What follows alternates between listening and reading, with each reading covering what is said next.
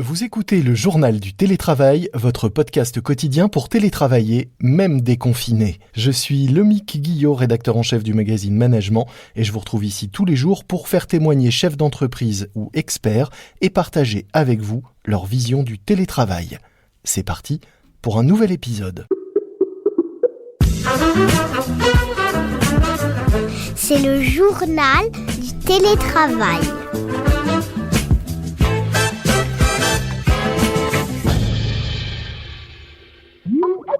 Aujourd'hui, dans le journal du télétravail de management, j'accueille Lionel Roch, qui est PDG du groupe Franco-American, une société de production spécialisée dans l'événementiel et l'audiovisuel, qui organise notamment des lancements de produits, des conventions d'entreprise et autres incentives. Bonjour Lionel. Bonjour, enchanté. Si j'ai tenu à vous recevoir, c'est parce que vous avez un discours qui tranche le télétravail généralisé. Vous êtes plutôt contre, même franchement contre, puisque vous pensez que les entreprises risquent d'y perdre leur humanité. Pourquoi portez-vous un regard à ce point dur ou négatif sur le télétravail ? Je pense que le télétravail est une solution dans beaucoup de situations. Spécialement, on l'a vu pendant 2 mois, quand on a le coronavirus, que l'on est confiné chez soi, on n'a pas vraiment d'autre choix que le télétravail. Je pense que quand on a des grèves, quand le RER ne fonctionne pas, ce qui arrive quand même très souvent, hélas, en région parisienne, heureusement qu'il y a le télétravail. Par contre, je pense que c'est dangereux. D'abord, c'est dangereux de tirer des enseignements d'une crise qui est même pas terminée, qui a été un choc terrible. On a passé 2 mois en confinement. Il y a 12 millions de salariés qui n'étaient pas en télétravail, qui étaient au chômage. Il y en a 3 ou 4 millions qui, heureusement, étaient sur le terrain, dans les supermarchés, dans les usines.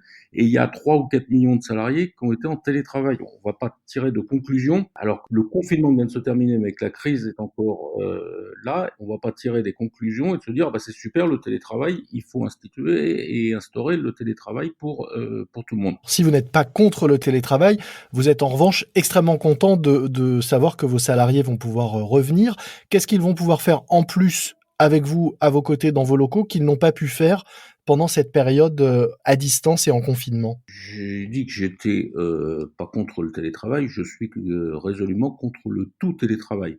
C'est-à-dire que s'il y a un moment où on dit que les salariés n'ont plus à venir dans l'entreprise, ça je pense que c'est un formidable danger pour les salariés. Et aujourd'hui, comme souvent, on aime bien les réponses simples, donc maintenant il faudrait le télétravail. Il faut un peu de télétravail. Chaque entreprise décidera s'il en faut un peu, beaucoup, mais ce qui est sûr, c'est qu'il ne faut pas que du télétravail. Vous dites quand même que le télétravail a un inconvénient majeur qui est celui de perdre le lien social et de faire perdre en humanité. Sur quel point particulièrement ? Le télétravail est possible grâce au tout digital qu'on nous vend et qu'on nous survend. C'est parce que vous pouvez vous retrouver chez vous avec un ordinateur et donc travailler que le télétravail peut exister.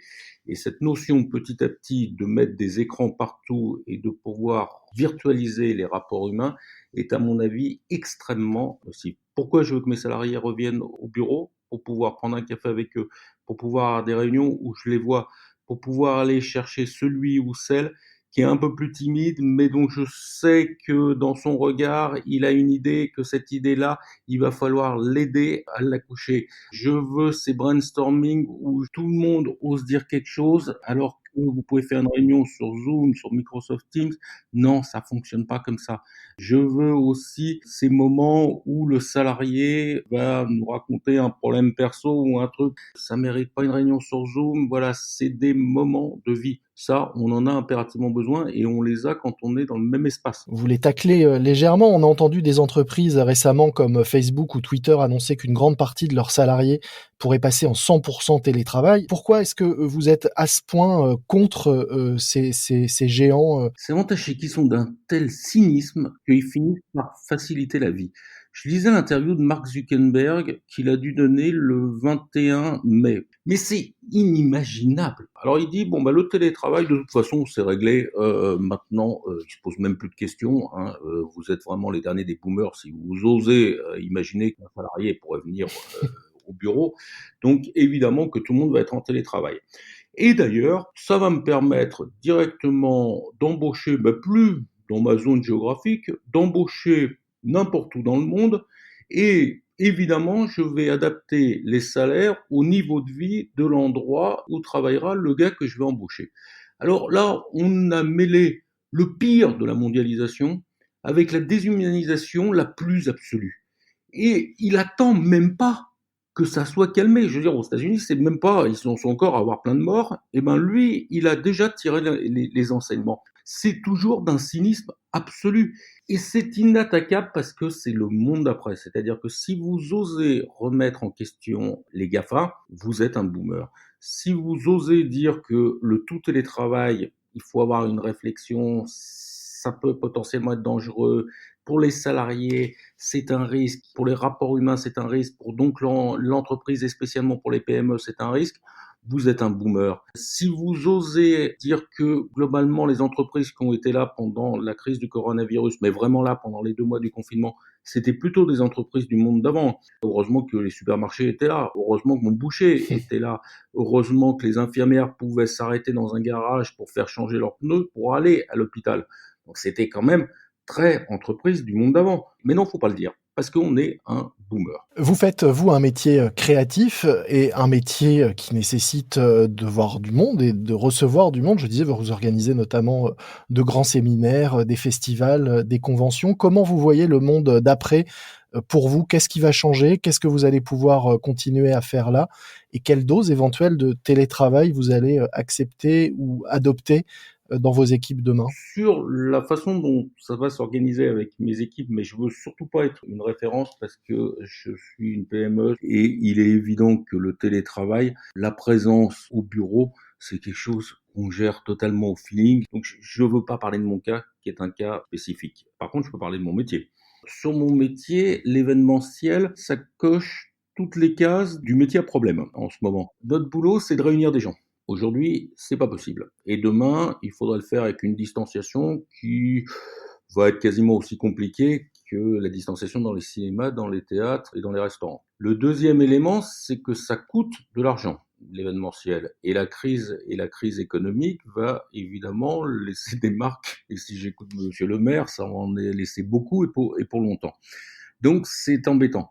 Mais plus il y a de télétravail, plus l'entreprise est loin de ses salariés, plus il y aura besoin d'événementiel. C'est un moment fort pour se retrouver. Je voudrais surtout pas que ça vire aux messes américaines GAFA. C'est-à-dire que les GAFA aiment bien les grandes messes. Vous enfermez vos salariés chez eux et puis d'un seul coup vous réunissez tout le monde et puis vous faites une grande messe. Surtout, j'espère qu'on va pas aller vers là et je veux continuer à organiser pour mes clients des moments de rencontre, de partage qui sont de toute façon de plus en plus essentiel. Est-ce que la demande est déjà là? Est-ce qu'on commence à vous interroger sur ce besoin de remettre les équipes ensemble, de créer peut-être un moment post-Covid ou post-crise qui permettra aux uns et aux autres de se retrouver dans une ambiance un peu moins plombée que ce qu'on peut connaître? Depuis le 11 mai, ce pays a pas repris. C'est-à-dire qu'il a un rythme extrêmement étrange entre ceux qui veulent pas être déconfinés, ceux qui voudraient aller travailler, mais on ne sait pas si on doit leur dire venez travailler ou restez chez vous,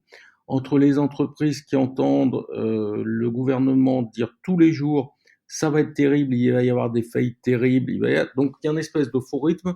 Donc aujourd'hui, il n'y a pas de visibilité, ce qui ne veut pas dire que dans 15 jours, et il va falloir d'ailleurs, dans 15 jours, les choses peuvent changer assez rapidement. Je pense que l'ouverture des restaurants sera un signal important. Ça va être un déclencheur de quelque chose. Il faut que les restaurants rouvrent, même si ça n'a rien à voir sur les activités, vous voyez, des entreprises. Mais ça va être un symbole. Écoutez, on espère qu'on pourra se retrouver bientôt et on espère que bientôt vous pourrez remettre sur pied ces événements qui sont votre marque de fabrique et que vous savez si bien faire, même si on a bien compris que vous n'organiserez pas la prochaine convention de Mark Zuckerberg pour Facebook.